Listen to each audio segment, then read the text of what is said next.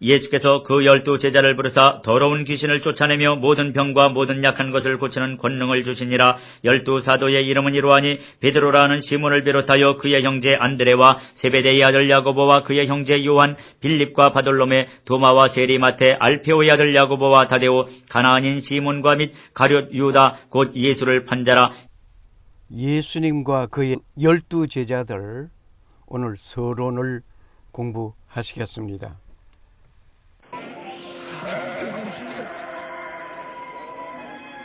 This very day in David's town your Savior was born, Christ the Lord.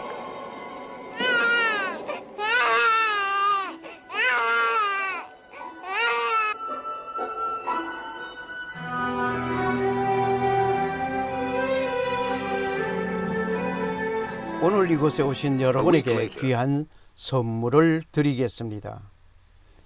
예수님의 성만찬입니다. 여러분은 어느 자리에 앉으시겠습니까? 예수님 맞은편에 앉으시겠습니까? 예수님의 12제자들을 보면서 나의 신앙을 정립해 보아야 하겠습니다. 예수님의 12제자들을 보면서 다양한 성품과 직업과 직위를 보게 될 것입니다. 예수님께서 12제자들을 뽑아 세우심을 보면서 나는 어느 분류에 속한 사람인가? 라고 질문해 보면서 아름다운 예수님의 제자가 되어 살아가야 하겠습니다. 한문으로 본다면, 제자라는 말을 한문으로 본다면 아우제자와 아들자자입니다. 이 말은 동생같이, 아들같이 보입니다. 학문이나 수예 등을 배워 익히는 자를 말하여 제자라고 합니다. 우리 국어사전에서 말하기를 스승의 가르침을 받는 사람을 말하고 있습니다. 영어에서 본다면 disciple이라고 합니다. 제자, 문화생, 신봉자 등을 말하고 있습니다. 마태복음 10장 1절에서 4절에 영어 성경은 아포스톨레스라고 말하고 있습니다. 이 말은 사자, 부릴 사자와 사람 자자, 사람을 부리는 자를 말하고 있습니다. 즉 사도, 예수님의 12제자의 한 사람, 어느 지방에서 최초로 기독교 전도자를 지칭하여 아포스톨레스라고 말하고 있습니다. 원어적인 고찰을 본다면 아포스톨레스이란 말의 원어는 아포스톨로스라고 합니다. 헬라어 성서의 기록을 보면 돈데 소데카 아포스톨론이라고 되어 있습니다. 마태복음 10장 2절의 첫 부분입니다.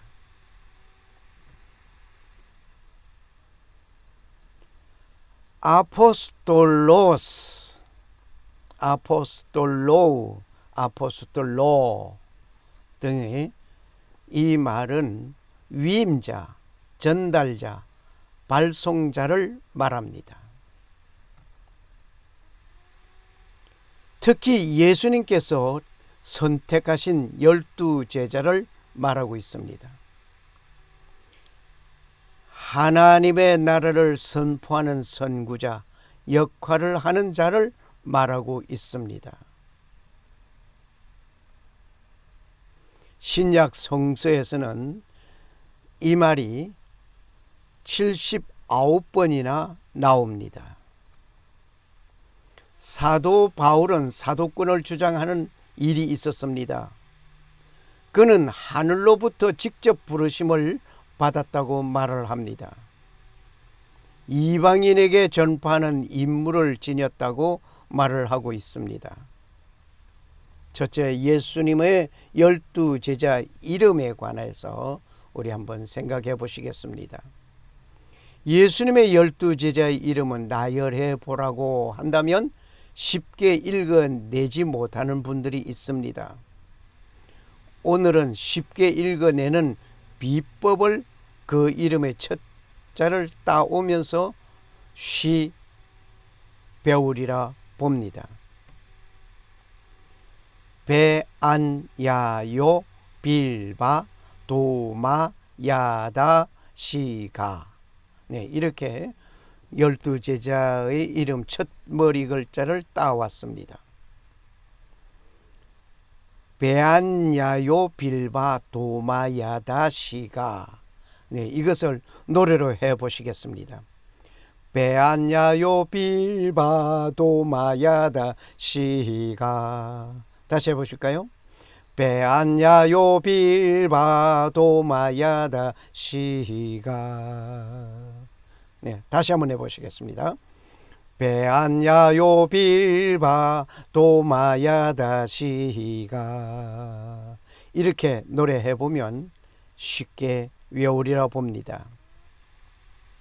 그리고 이것을 이렇게 한번 읽어봅시다. 베안 야요 빌바 도마야 다시가. 베안 야요 빌바 도마야 다시가. 이렇게 해보시면 쉬 외우리라 봅니다. 이렇게 외우신다면 다음에 그 말을 붙이면 되시겠습니다. 뭐라고 붙이냐면은 베안야요 빌바 도마야다 시가의 베드로, 안드레, 시몬의 형제, 야고보, 세베대의 아들, 요한, 그의 형제, 빌립보, 바돌로메, 도마, 마테, 세리말입니다. 야고보, 알페오의 아들 야고보입니다. 다데오, 시몬, 가나안인 사람 시몬입니다. 가룟 유다. 이렇게 해서 베드로, 안드레, 야고보, 요한, 빌립보, 바돌로메, 도마, 마테, 야고보, 다데오, 시몬, 가룟 유다. 이렇게 됩니다. 베드로, 안드레는 시몬의 형제고, 야고보는 세베대의 아들 야고보이고, 요한은 그의 형제이고, 빌립보, 바돌로메, 도마, 마테는 세리 마테이고, 야고보 또 나오죠. 이 야고보는 세베대의 아들 야고보가 아니고 알페오의 아들 야고보입니다. 다데오, 시몬, 시몬은 가나안인 시몬입니다. 가룟 유다. 이렇게 12제자 이름이 나열됩니다. 베드로, 안드레, 야고보, 요한, 빌립보, 바돌로메, 도마, 마테, 야고보, 다데오, 시몬, 가룟 유다. 제자들이 감람원이라 하는 산으로부터 예루살렘에 돌아오니 이 산은 예루살렘에서 가까워 안식일에 가기 알맞은 길이라. 들어가 저희 유하는 다락에 올라가니 베드로, 요한, 야고보, 안드레와 빌립, 도마와 바돌로메, 마테와 및 알페오의 아들 야고보, 세로진 시몬, 야고보의 아들 유다가 다 거기 있어 여자들과 예수의 모친 마리아와 예수의 아우들로 더불어 마음을 같이하여 저녁 기도에 힘쓰니라. 모인 무리의 수가 한 120명이나 되더라. 그때에 베드로가 그 형제 가운데 일어서서 가로되, 형제들아, 성령이 다윗의 입을 의탁하사 예수 잡는 자들을 지루한 유다를 가리켜 미리 말씀하신 성경이 응하였으니 마땅하도다. 이 사람이 본래 우리 수 가운데 참여하여 이 직무의 한 부분을 맡았던 자라. 이 사람이 불의의 삭스로 밭을 사고 후에 몸이 곤두박질하여 배가 터져 창자가 다 흘러나온지라. 이 일이 예루살렘에 사는 모든 사람에게 알게 되어 본 방언에 그 밭을 이르되 아겔다마라 하니 이는 피밭이라는 뜻이라. 시편에 기록하였으되 그의 거처로 황폐하게 하시며 거기 거하는 자가 없게 하소서 하였고, 또 일러스되 그 직분을 타인이 취하게 하소서 하였도다. 이러함으로 요한의 세례로부터 우리 가운데서 올려와 가신 날까지 주 예수께서 우리 가운데 출입하실 때에 항상 항상 우리와 함께 다니던 사람 중에 하나를 세워 우리로 더불어 예수의 부활하심을 증거할 사람이 되게 하여야 하리라 하거늘 저희가 두 사람을 전하니 하나는 바사바라고도 하고 별명은 유수도라고 하는 요셉이요 하나는 마띠아라. 저희가 기도하여 가로되 뭇사람의 마음을 아시는 주여 이 두 사람 중에 누가 주의 택하신 바 되어 봉사와 및 사도의 직무를 대신할 자를 보이시옵소서. 유다는 이를 버리옵고 제 곳으로 갔나이다 하고 제비 뽑아 마띠아를 얻으니 저가 11사도 예수에 가입하니라. 마띠아라는 분은 사도행전에서 나오는 인물입니다. 가롯 유다를 대신하여서 막내둥이 제자가 된 사람이 마띠아였습니다. 두 번째, 제자들은 세 종류의 사역을 봅니다. 예수님께서는 천지 만물을 창조하신 하나님이십니다. 그분은 전지전능하십니다. 그분은 무소부재하십니다. 그러하신 분이 12명의 제자를 택하는데 자기를 은 30에 팔아 넘길 자를 모르고 가롯 유다를 택하였단 말인가? 때로는 의문을 던져봅니다. 하여간 예수님의 제자로서 열심히 주의 증인으로서 살다가 순교한 인물도 있습니다. 하지만 이름도 없이 사라진 인물도 있습니다. 어떤 분은 예수님의 제자로 뽑힘을 받았지만 미미한 모습으로 그 이름도 밝혀지지 아니하는 사람같이 살아서는 아니 된다라고 말을 하는 자가 있습니다. 그러나 보이지 않지만 숨은 인물의 제자가 더 아름답습니다. TV 영상에 나오는 인물을 위하여 보이지 않는 곳에서 일하는 많은 일꾼들이 있다는 것을 알아야 합니다. 이와 같이 예수님의 제자 가운데 인물이 없고 한 사역에 일한 사역의 특징도 없고 조용히 사라져버린 그런 사람들이 무용지물의 사람으로 아무런 예수님의 제자의 역할을 못한 사람으로 평가할 수 있지만, 그러나 그 사람들 배후에 그 사람들로 통하여 하나님은 역사심도 있음을 우리는 보아야 할 것입니다. 마치 TV 영상에 나오는 인물, 그는 우리가 보아서 압니다. 그러나 그를 위해서 뒤에서 배우 조정하고 배우에 일하는 사람들, 소모품을, 소지품을 관리하고 화장을 시키고 또 소품 관리하는 사람, 여러 사람들을 조명하는 사람, 카메라를 든 사람, 할 것 없이 카메라를 들고 있지만 카메라를 든 사람의 그 보조 역할을 하는 사람, 이 모두는 얼굴이 나오지 않습니다. 이름도 나오지 않습니다. 그러나 그 사람들의 수고가 있기 때문에 TV 영상에 나오는 사람들의 얼굴이 보이는 것입니다. 바로 이와 같이 우리는 숨어서 일하는 사람들을 지켜볼 줄 알아야 될 것인 줄 믿습니다. 그 중에 가롯 유다도 있습니다. 어떤 면에서 보면 가롯 유다에게는 큰 상을 베풀어야 할 것 같습니다. 예수님의 대구속 사역을 위하여 하나님의 아들로서 삶과 그 자리를 내려놓고 이 땅에 오셨습니다. 그는 십자가의 참혹한 고난을 받고 죽으시기 위하여 오신 것입니다. 그런데 메시아 되신 분을 누군가 팔아야 합니다. 그렇게 되어야 성경을 이루는 일입니다. 다시 말을 하면 성경을 이루기 위하여 사용된 가롯 유다입니다. 예수님께서 말씀하셨습니다. 나와 함께 그릇에 손을 넣는 그가 나를 팔리라. 인자는 자기에게 대하여 기록된 대로 가거니와 인자를 파는 그 사람에게는 화가 있으리로다. 그 사람은 차라리 나지 아니하였더면 죄게 좋을 뻔하였느니라. 마태복음 26장 23절 24절 말씀입니다. 마태복음 10장 1절에서 4절을 읽겠습니다. 예수께서 그 12 제자를 부르사 더러운 귀신을 쫓아내며 모든 병과 모든 악한 것을 고치는 권능을 주시니라.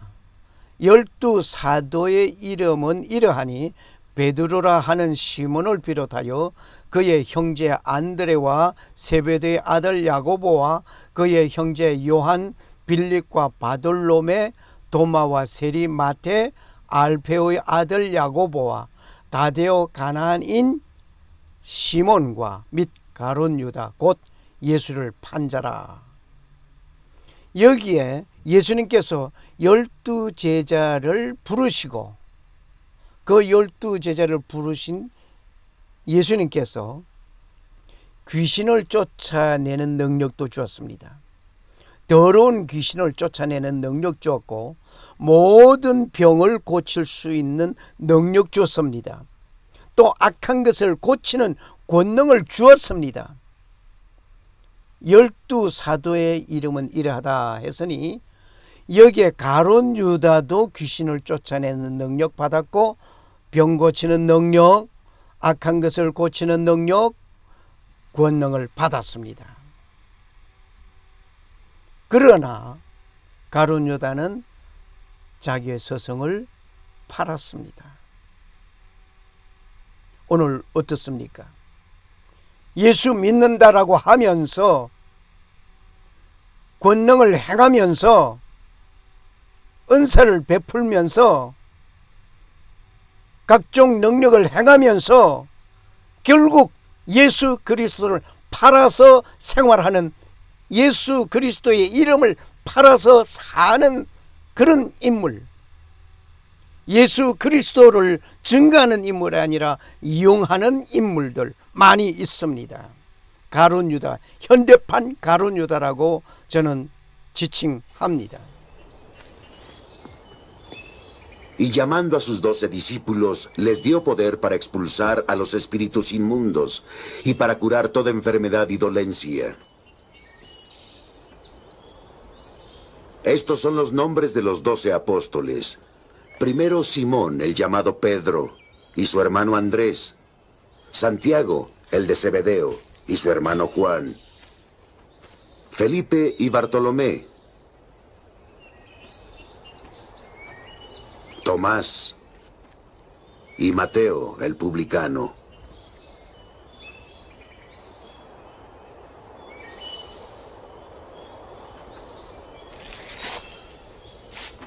Santiago, el de Alfeo, y Tadeo. Simón el cananeo, y Judas Iscariote, el que lo traicionó.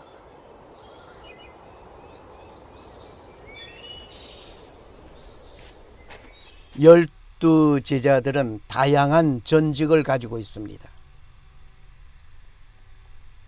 갈릴리 해안에서 업으로 잔뼈가 굵어진 자도 있습니다. 세금을 징수하던 자도 있습니다. 비유대인도 있습니다. 도적도 있습니다.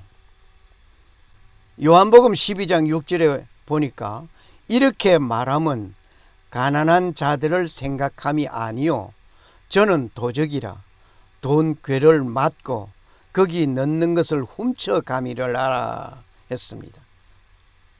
그러니까 재정을 보면서 거기에 있는 돈을 훔쳐다가 쓰는 그 도적도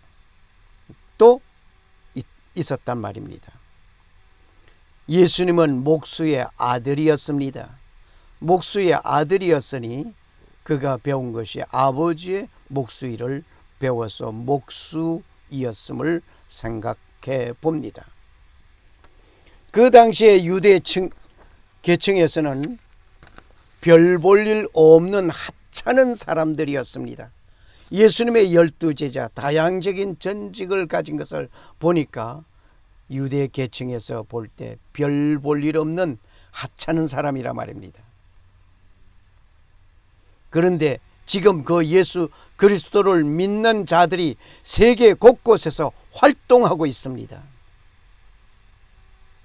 아직도 예수 믿는다는 것과 그 예수 그리스도의 복음을 전한다는 이유로 온갖 박해와 고난과 죽임을 당하는 자들이 있었고 지금도 있습니다. 앞으로도 있을 것입니다. 기독교는 고난과 박해와 고난 속에서 성장해 왔습니다. 앞으로도 그렇게 될 것입니다. 앞으로도 그렇게 성장해 갈 것입니다. 최후에 그렇게 박해하고 죽이고 고문하던 자들이 심판을 받게 될 날이 있을 것입니다. 박해 속에서 살아가는 기독교. 기독교의 극심한 박해는 예수 그리스도를 십자가에 못 박던 사건이 극치에 오른 것이었습니다. 로마 제국은 예수 그리스도를 십자가에 달아 죽였습니다. 로마 제국과 반예수주의자들은 예수를 십자가에 못 박아 죽이면서 극심한 박해가 시작된 이후 지금까지 그 박해는 잠시도 멈추지 않고 연속적이고 계속되고 있습니다.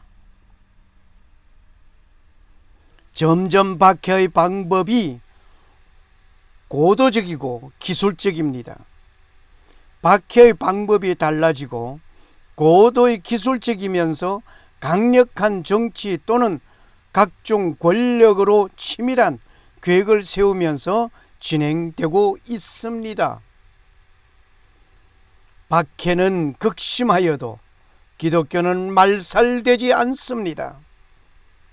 박해가 극심하지만 기독교는 말살되지 않고 더 번창하여집니다. 본유는 이렇게 번창한 기독교는 기독교의 본질에서 퇴색되어 가는 모습을 부인하지는 않겠습니다. 진리는 비진리에 의하여 퇴색되는 듯 하지만 현실 속에 함께 살아갑니다. 때로는 크리스찬이 무기력하게 보입니다. 크리스찬이 비크리스찬 앞에 무기력한 그 모습. 2004년 9월에는 미국 세크라멘토 연방 판사 이런 말을 했습니다.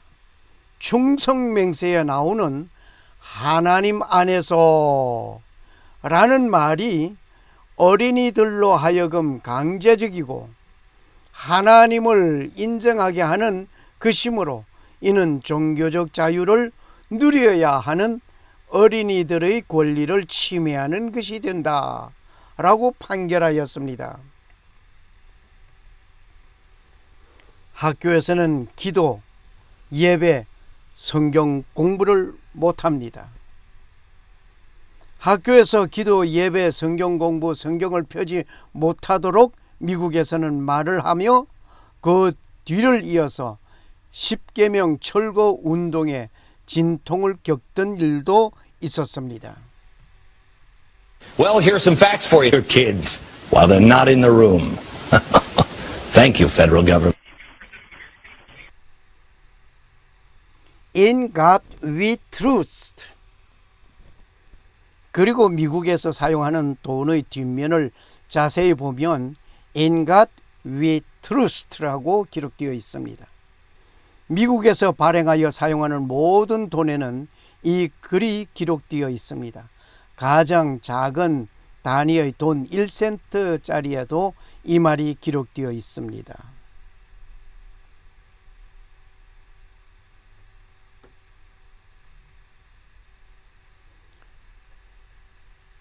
무신론자들의 소리가 점점 커지고 있습니다.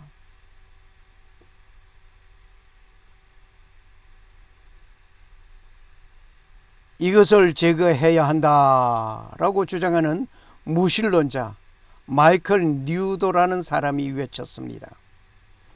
그는 하는 말이 무신론자들에게 하나님 소리를 하게 하는 것은 모든 국민이 평등하게 대우받아야 하는 원칙에 어긋난다. 이제 공공사회에서 하나님 소리가 들어있는 모든 것을 제거해야 한다 라고 외치고 있습니다. 이러한 일을 보면 마치 남의 터전 위에 자리를 펴고 내 것이라고 주장하는 것 같은 인상을 가지게 됩니다. 돈에 글을 쓴 것이 어제 오늘의 사건이 아닙니다. 이미 오래전부터 그렇게 사용해 왔습니다. 그런데 이 그루터기 위에 피어난 자가 자기 뜻과 사상에 맞지 아니하다고 하여서 제거해야 한다 주장하는 것은 어불성설입니다.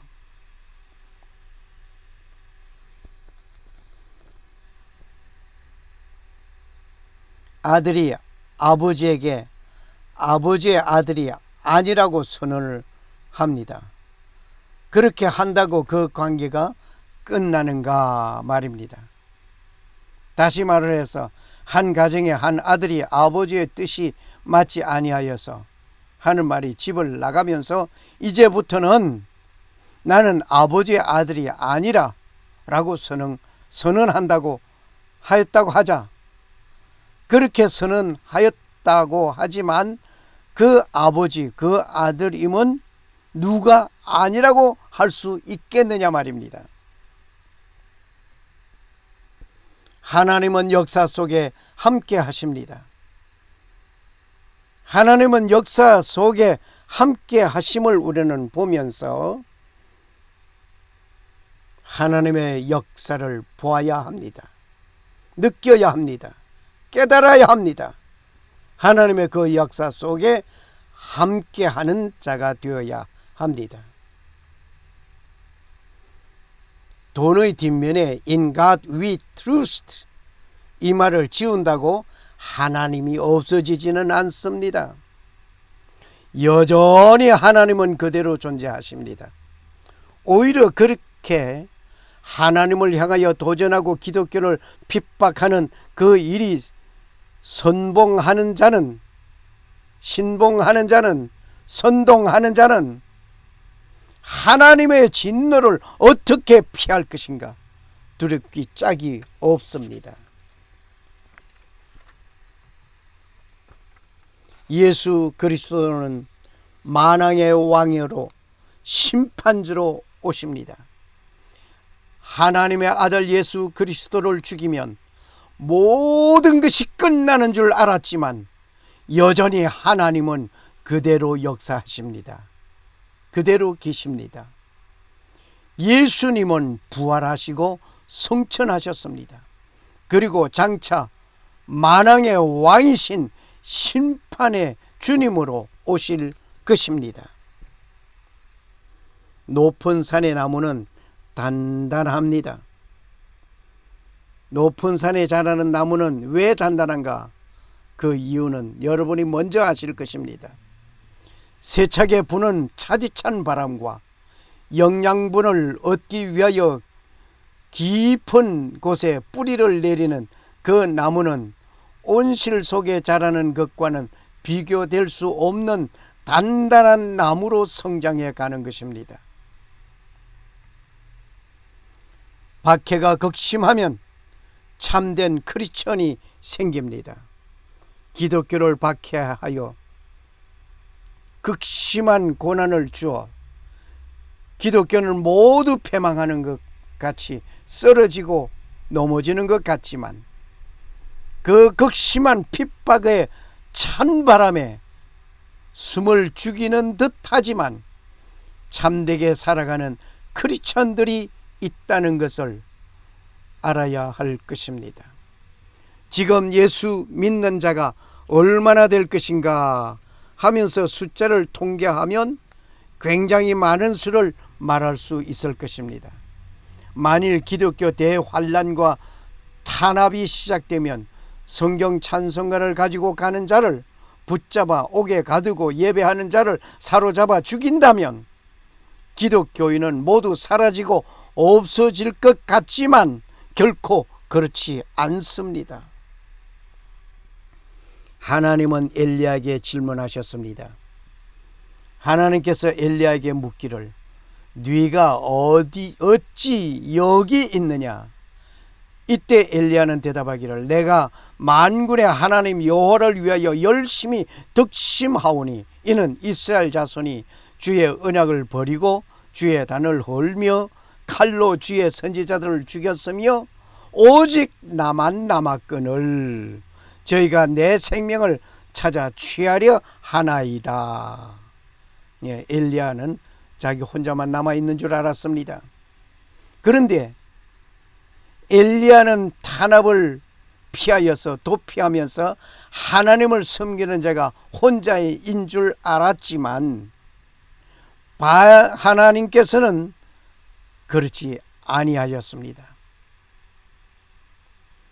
혼자인 줄 알았지만 하나님께서 묻기를 네가 어찌 여기 있느냐? 예. 열왕기상 19장 9절에서 14절에 보면은 이런 말씀이 있습니다. 이스라엘 가운데 7천인을 남기리니 다 무릎을 바알에게 꿇지 아니하고 다 그 입을 바알에게 맞추지 아니한 자니라 라고 했습니다.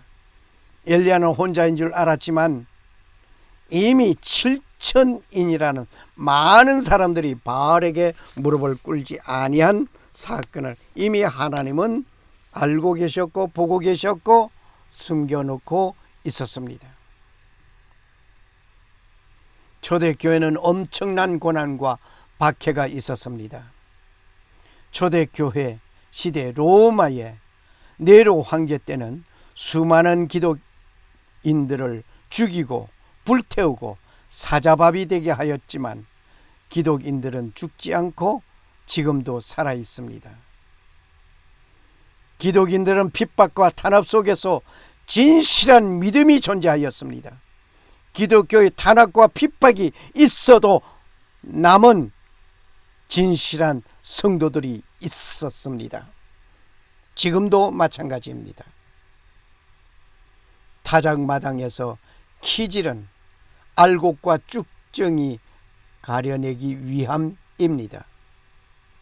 타작마당에 키를 잡고 키질을 하는 것은 알곡은 키 안쪽으로 모여들지만 쭉정이는 밖으로 날려나가게 되는 것입니다. 키질 속에 알곡이 모여든 것이 그렇게 하듯이 환난과 핍박 속에 영들어가는 알곡 성도로서의 살아가야 할 것입니다. 그리고 12제자에 관하여서는 따로 소개하면서 오늘날 예수님의 제자된 나의 삶을 살아가야 하겠습니다.